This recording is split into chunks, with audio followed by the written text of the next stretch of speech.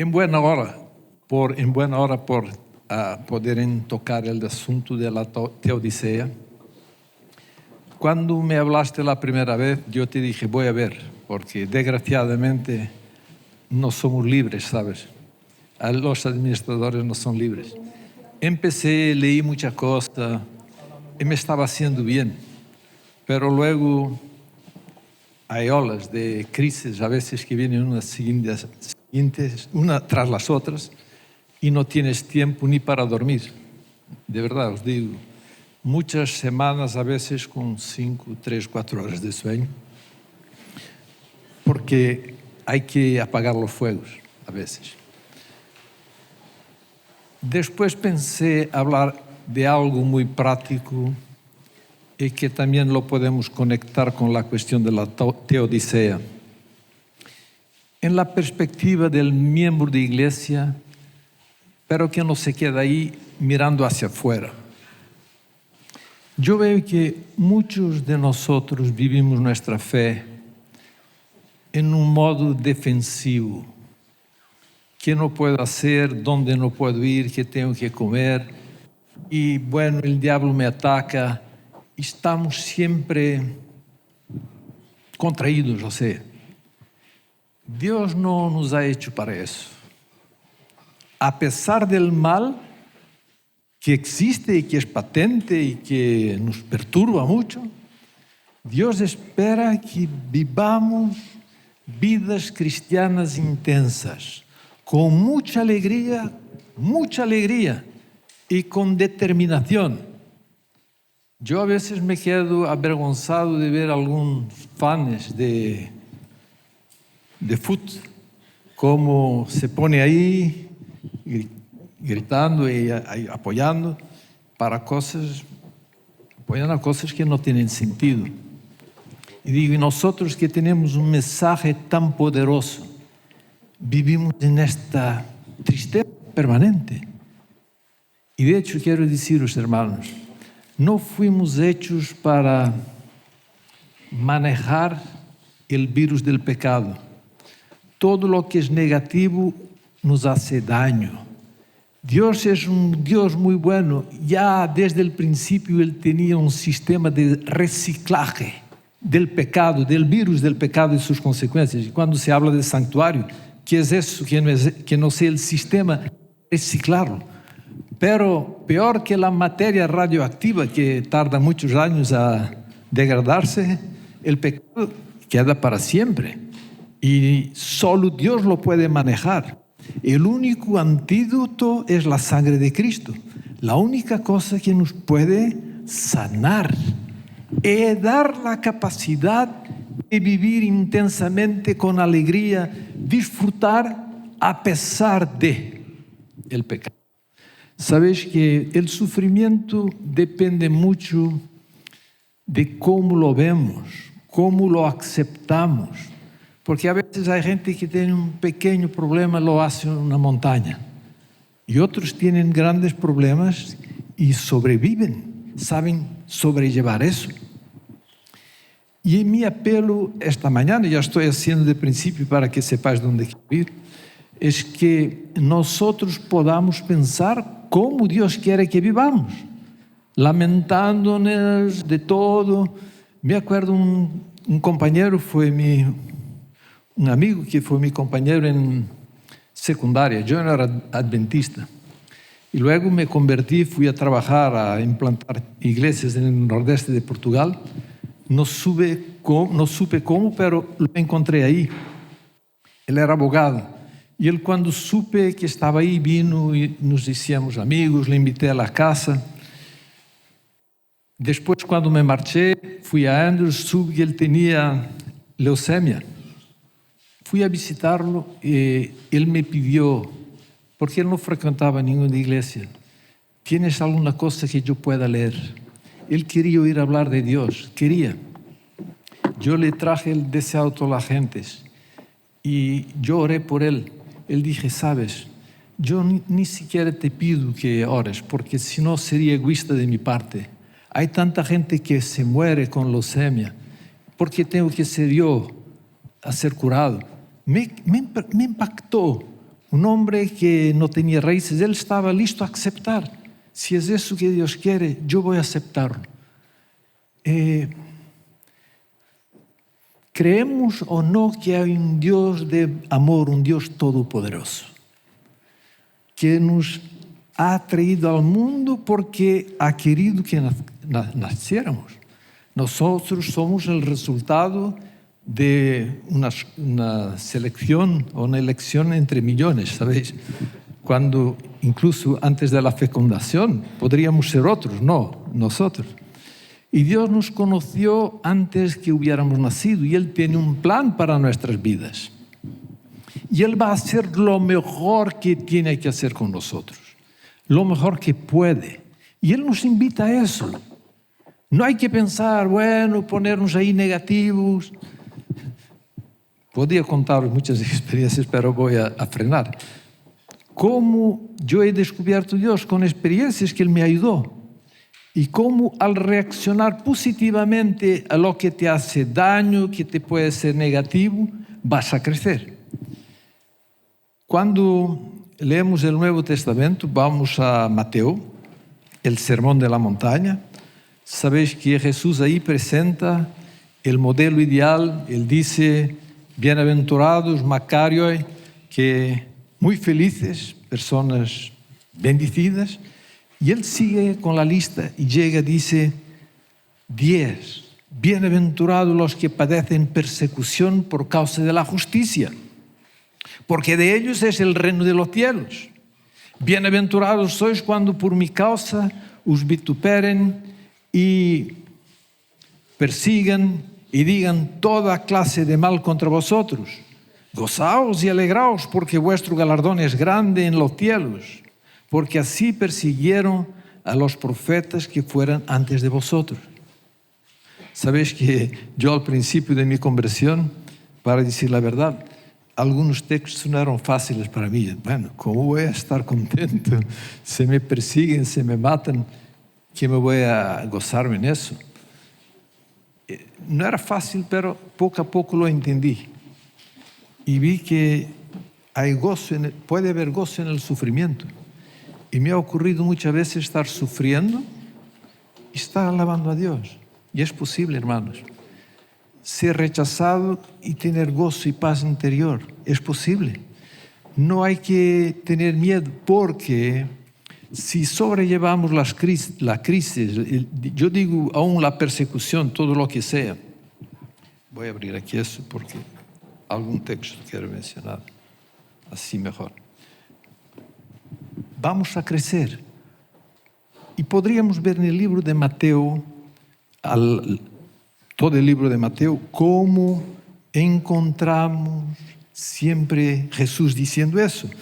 Por ejemplo, si vamos al capítulo, podríamos hablar de Jesús llevado al desierto para ser tentado por el diablo, llevado por el Espíritu Santo.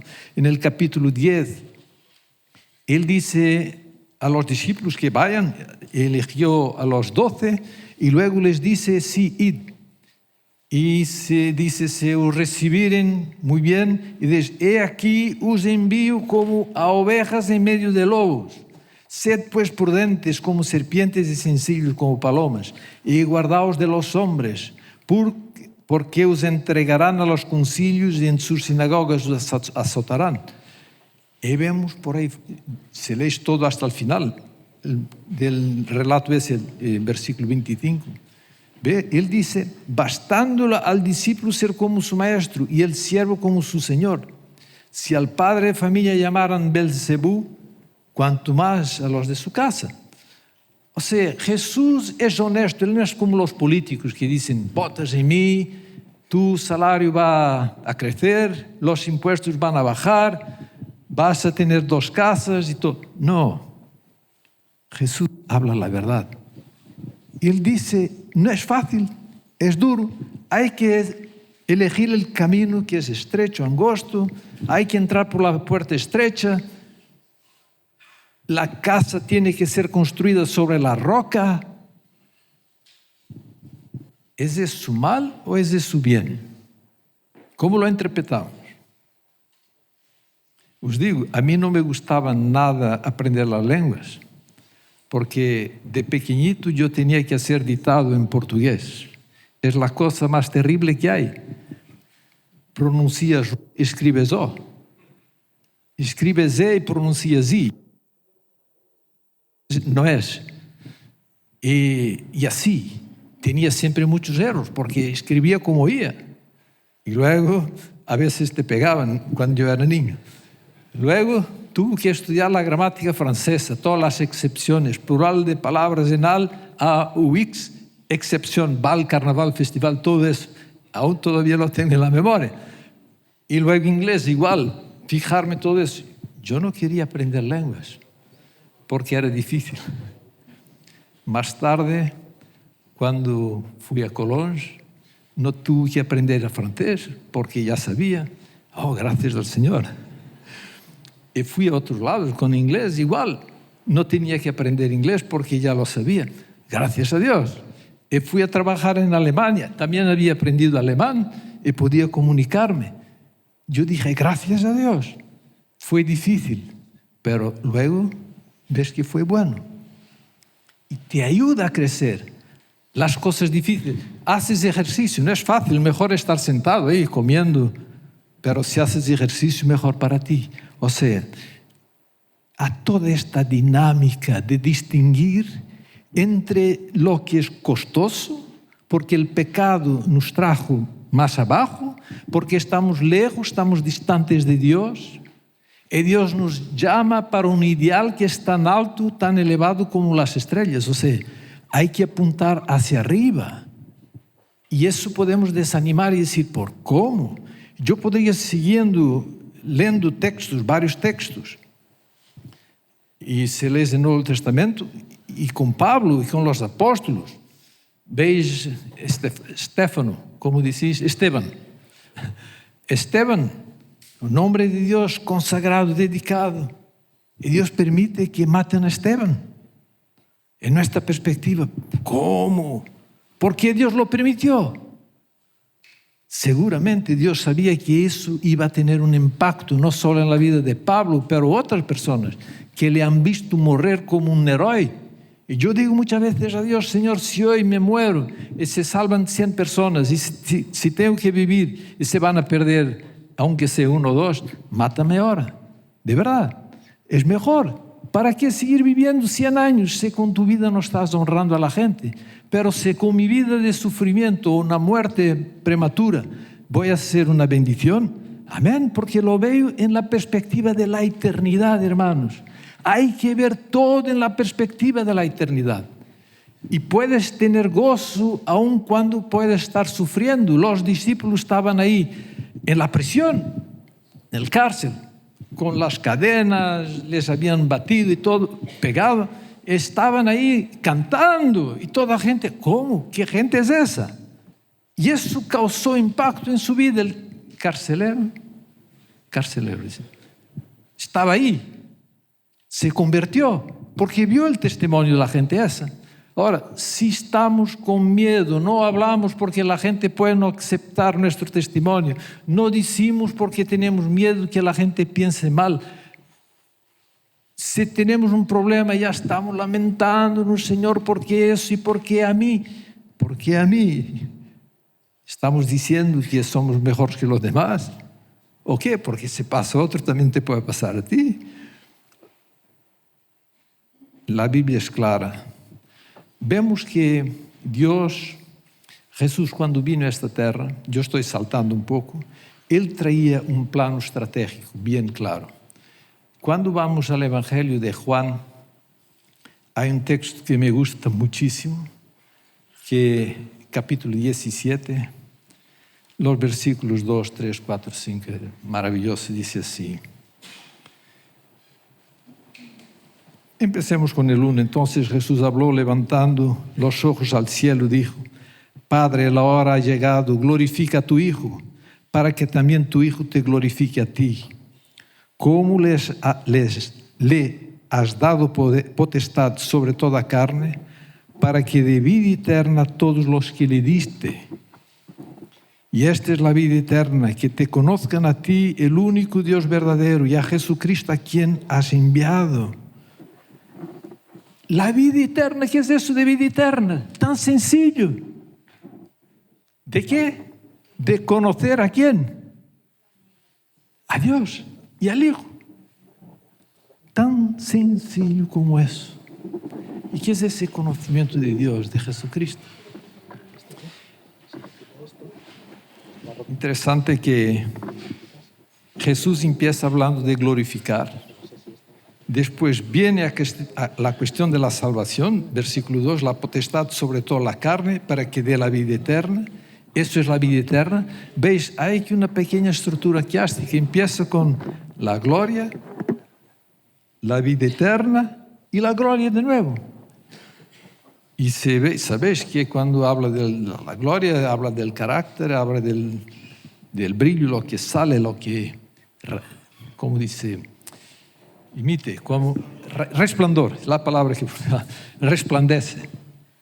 También es eso, o sea, el carácter se ve, no puedes esconder quién tú eres. Jesús vino a revelar el carácter de Dios. La gente veía a Jesús, lo sentía en su manera de hablar, en su amor, su honestidad, transparencia. Y Él vino para que las personas pudieran ver Dios, tocar, hablar con Él, relacionarse con Él. Las personas se sentían atraídas y querían también entender. Ser un discípulo de Cristo es seguir su ejemplo. Pero yo no puedo crecer a la estatura de Cristo si no acepto el reto de ser discípulo de Cristo. Y ser discípulo de Cristo es querer, con su poder y el poder del Espíritu Santo en mí, cuando digo, superar mis limitaciones. Y todo es posible al que cree. Por el poder del Espíritu Santo en nosotros podemos hacer grandes cosas. Jesús vino como nuestro ejemplo. Él era un hombre como nosotros. No utilizó su divinidad para se proteger. No, Él fue ungido con el Espíritu Santo, como nosotros podemos recibir el Espíritu Santo. Las obras que Él ha hecho, los discípulos las han hecho. O sea, los mismos medios que Él tuvo, tenemos a nuestra disposición. Dios nos llama para seguirlo y Él también nos llama para ser discípulos. Y vemos, si tuviéramos tiempo, entrar aquí en los detalles, que en capítulo 17 Él está orando al Padre y luego intercede por sus discípulos. Él dice, glorifícame. Jesús sabe que va a glorificar a Dios ¿con qué? Con su muerte. La muerte de Cristo, con su muerte, Él va a glorificar a Dios. Pedro, yo iba a citar el texto, pero Mateo 16 y otros textos, hombre, no hagas eso. ¿Cómo vas a hacer eso? ¿Qué dijo Jesús? Para atrás de mí, Satanás. Jesús estaba en conexión con el Padre. Él tenía una visión muy más alargada y más profunda de la realidad. Él sabía que había un plano, y se ve en Juan, todavía no ha llegado mi hora. Y cuando llega la hora, es la hora. Y Dios nos va a revelar cuándo llegó la hora. Cuando llegó la hora de Pedro morir, Jesús le dijo cómo iba a morir. Y cuando llegó, él sabía que iba a morir. Pablo sabía que iba a morir. Juan y otros. Dios se puede revelar a nosotros. Y lo vas a tomar tan tranquilo porque sabes que Dios quiere eso y que va a ser para el bien tuyo y de su obra y de su misión en la tierra. Nuestro problema, porque veo que tengo un minuto, es nuestra conexión muy floja con Dios. Dios quiere revelarse a cada uno de nosotros. Él desea intensamente revelarse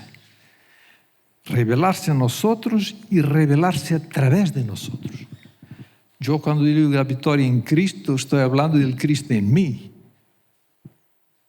Cristo como ejemplo, después Cristo en mí también. No lo he puesto, estuve tentado, pero digo, voy a dejarlo abierto, después voy a explicar eso, pero no tengo mucho tiempo para entrar en esa explicación, pero solo para decir que Es eso que Dios quiere. A través del poder de Dios en nosotros, el yo va a morir. Vivimos para la gloria de Dios. Todos nosotros estamos como Pedro, intentando salvar nuestro cuerpo que va a ver mal, va a desaparecer. Intentamos salvar nuestra reputación, nuestro dinero, nuestra posición. Nuestro mayor enemigo es el yo. Te fastidia la vida, tú eres siempre infeliz, nunca vas a tener todo lo que quieres, cualquier cosa que te digan vas a estar destrozado o destrozada. Esa es una esclavitud tremenda. Tenemos que conectarnos a Cristo y Él tiene que ser todo en mí, como Pablo dijo. Él es todo en mí. Si Dios piensa que eso tiene que ser así, lo voy a hacer y con mucha alegría y voy a ver los resultados. Y luego voy a alabar a Dios, porque Él pudo utilizarme para su gloria. Tenemos que vivir en función de la gloria de Dios, hermanos. Si vivimos en función de la gloria de Dios, desaparece todo.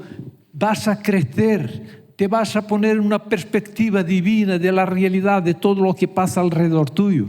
Vas a ser una nueva persona, tienes una nueva perspectiva de la realidad, de todo lo que pasa en el mundo. La gente que critica a Dios en relación a lo que se pase de mal, es que no tienen la mente de Cristo, no tienen la perspectiva de Dios. La mejor manera de ayudar a la gente a entender la teodicea es llevar su mente a la estatura o altura, la perspectiva que Dios tiene de la realidad. Y cuando tenemos esa perspectiva de la realidad, sí, todo va a cambiar. Eres un nuevo hombre, con una nueva perspectiva, con un nuevo poder que viene de arriba. Ahí sí vas a ser victorioso, vas a ayudar a otros a tener la misma perspectiva, vas a ser un héroe de la fe. No va a ser acreditado en ti, porque la fe es un don de Dios. Él te la da para que vivas en armonía con esa fe y en armonía con lo que Dios te pide, sin miedo, porque todo puedo en aquel que me fortalece, nos dice así Pablo. Y podemos todo, y podemos hacer grandes cosas, extraordinarias. Que el Señor os bendiga abundantemente.